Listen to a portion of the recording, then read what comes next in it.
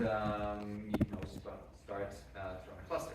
So bring up a control plane node, and now it's time to provision the worker nodes. So you need additional images, right? And often at that point, you start to pull from another image registry because they're typically not all in the same one, right? So let's say you're also using Google Cloud's image registry now.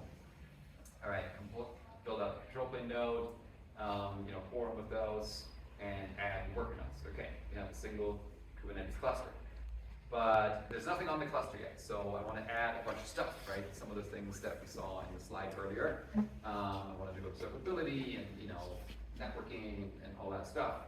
And of course, those are all in Helm charts. So now I need to talk to all these Helm repositories. Again, those things are usually not in the same Helm repo, so I need to talk to a whole bunch of different ones. There's Harvard's and Piali and NVIDIA's and Traffic, Rook, and so forth.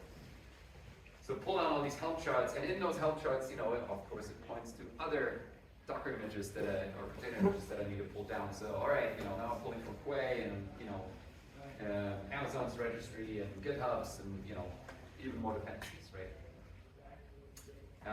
And so my cluster then wants to deploy more Helm charts too because someone wants to run things on the cluster. So again, going to the Helm repositories and pulling more container images. And eventually it's all provisioned, and maybe I have multiple clusters at that point, and so my Bootstrap node can go away. So the problem with that is that there's a lot of external dependencies here. I'm doing a lot of stuff over the internet, and we always know what the culprit is, right? It's always DNS.